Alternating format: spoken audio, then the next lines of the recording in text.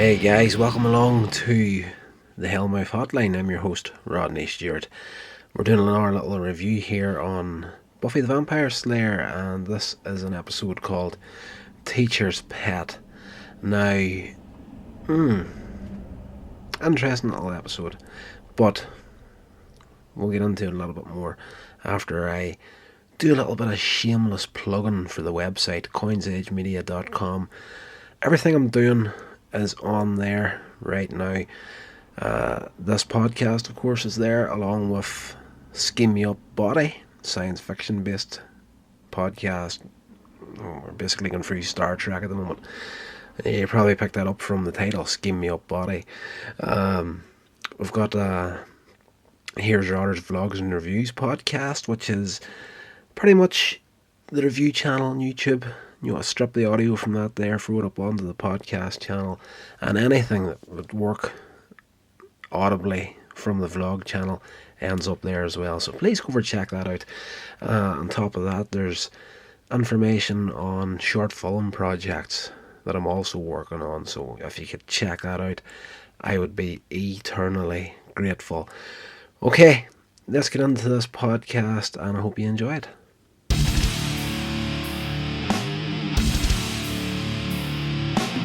This episode opens up genius the way it starts. There's a fight going on in the bronze. Buffy's fighting a vampire. She's not doing well at all. She gets knocked over. Xander jumps into the fight, fights off the vampire, slays him. The whole place is mesmerised by what's going on here. It's like, what the heck, Xander? This geek is actually kicking ass. And Buffy gets up and she's like, oh, thank you so much, you saved me, but you hurt your arm. Are you going to be able to... And before she can finish her sentence, Xander says, am I going to be able to finish my song? And he walks up, jumps onto the stage, and the whole place is watching him, jaws open, and taking it on. Xander open lifts up a guitar, starts blasting out a guitar solo, and the whole place is just locked on him. And you can hear Buffy saying, Xander, Xander, all sexily sort of thing, and then it changes to you've got drill, and he's like, what? And the next thing, in class, Xander's having a daydream and he's actually drilling, and Buffy's actually sitting across from him saying, you wake up. So they're in science class. There's a teacher there called Dr. Gregory, and he's talking about insects, and he's asking questions, and he sees Buffy talking to Xander, so he comes over, locks eyes on her, throws a couple of questions at her. She can't get the answer. She doesn't know. She didn't do the homework. And over his shoulder in the background, we've got Willow, who's sitting beside Xander, and she's trying to signal answers to Buffy. Buffy gets the first one right, gets the second one wrong, and Dr. Gregory's like, good try, but maybe next time Willow can give you the right answers. So he knows exactly what's going on with these guys. The class ends anyway, everybody goes to leave, and Dr. Gregory calls Buffy up, like, can I speak to you before you leave? And Buffy thinks she's in for another fight with a teacher, because her schoolwork is suffering, because instead of at night time where she should be doing homework and resting up for the following day at school, she's out slaying vampires and being the Slayer. He calls her up and he's like, you know what, if you really applied yourself to this class, you could do great things. You can see it coming across Buffy's face, and it's like, oh, it's this again. And he mentions her permanent record that the principal has, and has all the details of what happened in the film in LA, of the school burning down and blah blah blah. And she's like, oh gosh, and she doesn't know what to say really, and she's like, this is going to be the same thing with every teacher in this school. And Dr. Gregory is like, I can see your potential. If you really work on it and get you through this class, you can apply yourself, you can do good things and whatnot, and we can actually make them eat that permanent record. So he's actually a potential mentor for Buffy and really believes in her. And Buffy's like, weights lifted off her shoulders completely. I can't believe I've got a teacher on my side here. So she leaves, and as he sits down to do a little bit of marking and whatnot, this arm comes across his shoulder it's like an insect arm, and drags him off the table, or off his chair. Didn't last long. That's why I said potential mentor. So we open up the episode with the usual intro song, epic as usual, and we're outside the following day, and the kids are all talking. Xander's trying to blend in with this guy Blaine and his friends about girls, how many they've been with and whatnot, and obviously Xander has never been with a woman, and he's trying to act like he's got more experience than he actually has, and he's failing miserably at it. At this point in the school, in the canteen, Cordelia is going in to get some kind of special lunch, whatever diet she's on. She has to go and get something from the fridge that's kept there for her, and she opens up the fridge and starts screaming, and they find the body of Dr. Gregory without a head. So just another day in Sunnydale, essentially. So what's happened here? Can't figure out. Dr. Gregory's dead. Buffy's heartbroken because she finally had a teacher that really liked her and was going to help her and whatnot. Now he's dead. We need to figure out what's happened. Later on, we're at the bronze once again, and that's the whole running thing for this episode. Is Xander's kind of bouncing off this Blaine guy and a few ones, and they're still talking about women and whatnot, and he's still, no matter how hard he tries, he just cannot seem to blend in. Angel turns up in the middle of the thing again to warn Buffy about a vampire that's roaming Sunnydale that's got a claw in place of a hand, and he's talking to Buffy, and he says, "You look a bit cold," and he takes his jacket off and puts it on to Buffy. We see Xander. We see the jealousy starting to rise in Xander in this episode. Xander's got a massive crush on Buffy, and each episode there's a point where he's going to try and ask her out, and just never gets the nerve up to do it. And he sees there's a connection between Angel and Buffy starting to form, even though Buffy's keeping it about an arm's length. We still see at this point there is potentially something going to happen there. So yeah, it's interesting to see that part of Xander jumping up every once in a while. And in saying that there, when we see the jealousy come up in Xander because of what he's seeing between Buffy and Angel, we do see, to a lesser extent at this point, we do see a slight bit of jealousy popping up in Willow.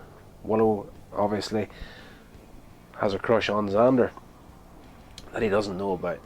Anyway, the next morning, substitute teacher turns up in place of Dr. Gregory. Her name is Miss French, and every guy in the school is just kind of like heads turned, watching her come up the pathway into school. I was just like, what's going on here? Who's this? Blah blah blah. So she comes up and introduces herself. "I'm Miss French, substitute teacher. I don't know where I'm going. Can you help me? Do you know where the science labs is at?" Xander is just like a babbling and full, tripping over his words, can't get anything out, and he almost speaks about as well as I do in this episode. Yeah, all the guys are just having a good perv at her, and Xander can't get the words out, so this guy Blaine turns up again, takes her. He's like, "I'm going to the science labs now, I'll show you where they're at." So we get into the class.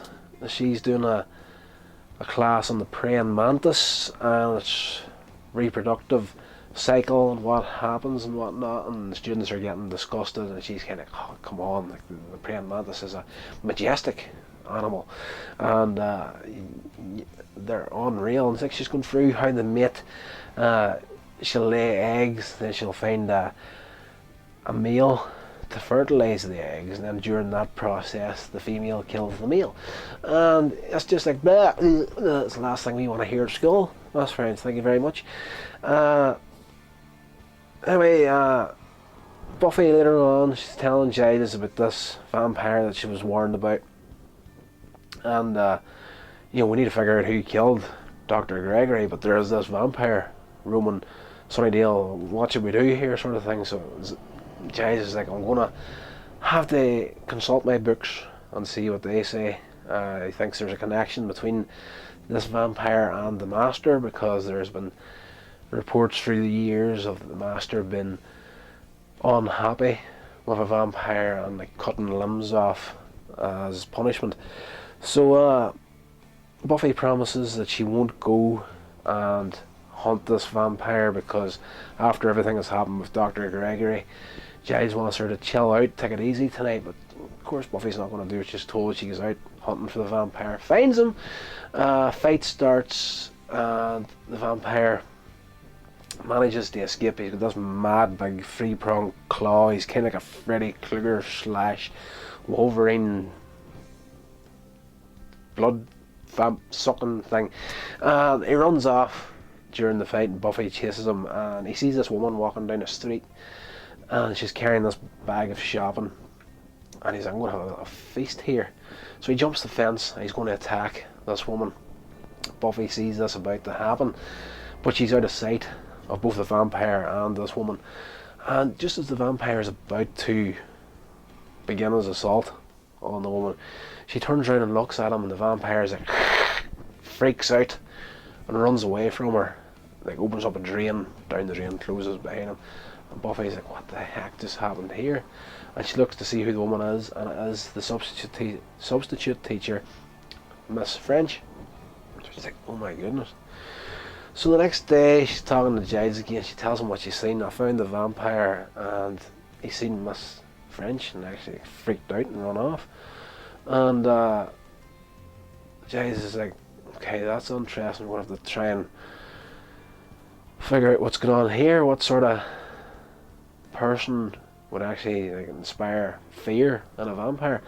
So there's a sequence in here where we get to see a bit more of Cordelia's character and her cluelessness, and a grief counselling sequence where Buffy is heading somewhere and Principal Tootie gets hold of her as they give to go to grief counselling. Everyone that's seen the corpse of Dr. Gregory has to go and see the school counsellor. So Buffy is sat down at this doorway, and inside we see Cordelia, and she's like talking to the counsellor, and she's just like tripping over her own words, saying one thing that ends up sounding bad, and then trying to cover it over by saying something else. And you get a lot of that out of Cordelia, like a lot of backstepping and whatnot, because she says something like, I haven't been fit to eat all day since seeing that there,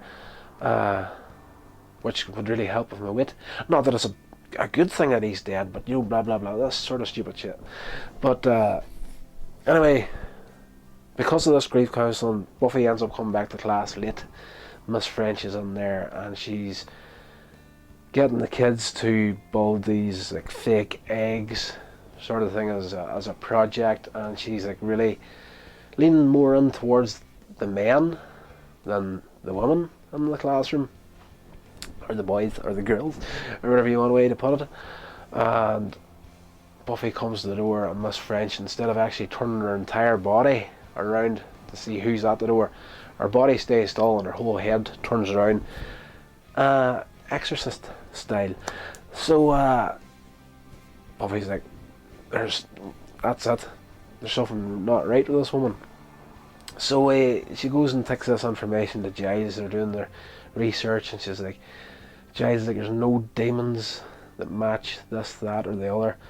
Buffy's like, what about insects? And Giles is like, I don't know. It's out of my realm of expertise, pretty much. But I do have a friend that may know something. This guy that he knew was a demon hunter and whatnot has gone crazy. He's in a mental institution now. Giles goes to give him a call.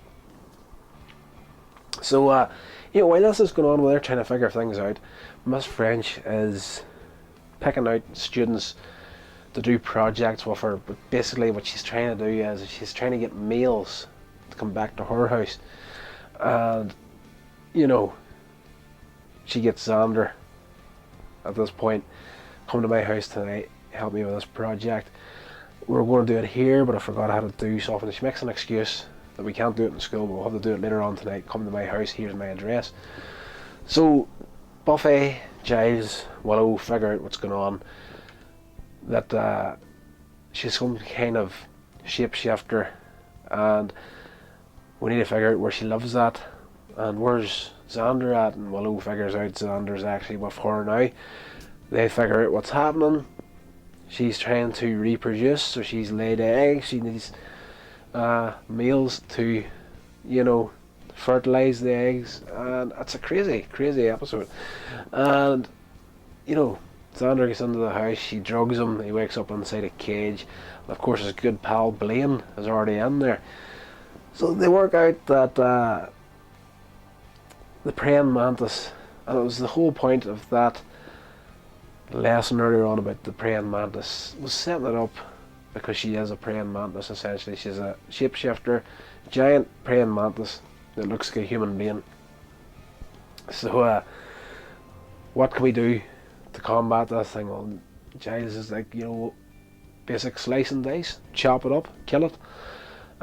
They work out that sonar can destroy its immune system, send its whole immune system haywire. So they record bats squeaking, bring that along with them. Eventually they find the house by, there's no records in the school. She falsified the records, and there's a Miss French who taught, and they go to the house, and this old woman, she's in her 80s, and she's like, these details are correct for me, but I haven't taught in years. I retired years ago. So she falsified her information, used this old woman's information to get the job in the school.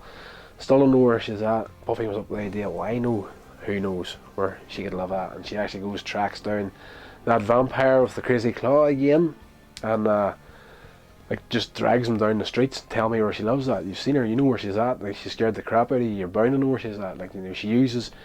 She makes the vampire track the giant mantis for her. So, and the opening of this episode and the big warning from Angel, you think this vampire is going to be some crazy bad guy. It's going to be a lot of bad news and a lot of trouble for Buffy. He only turns up twice.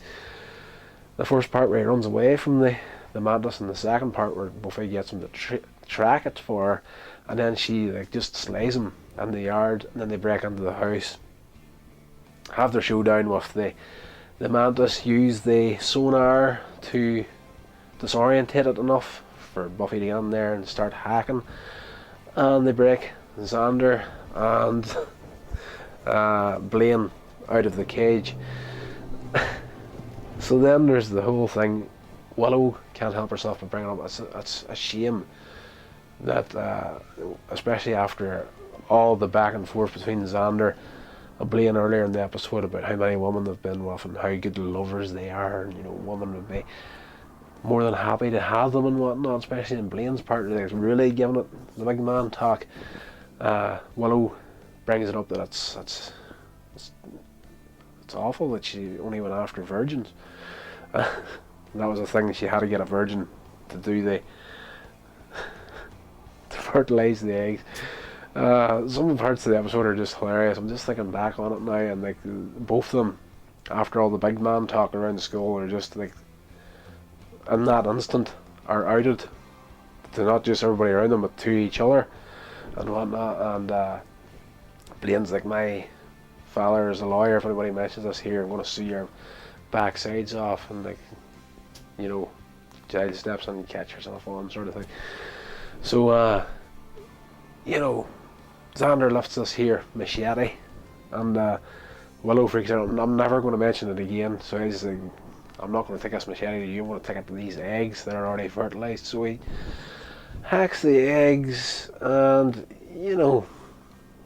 that's it. Pretty much we're at the end of the episode, and we're in class, and there's a new teacher there, and the way he's teaching is kind of we get a little heartfelt moment with Buffy at the end of the episode, because this new teacher is similar to Dr. Gregory, and the way he's teaching is kind of similar, but more,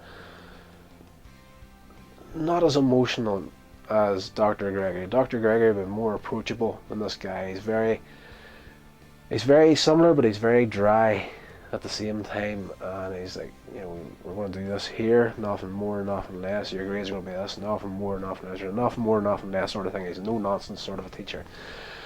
So class ends, the bell rings, the students go to leave.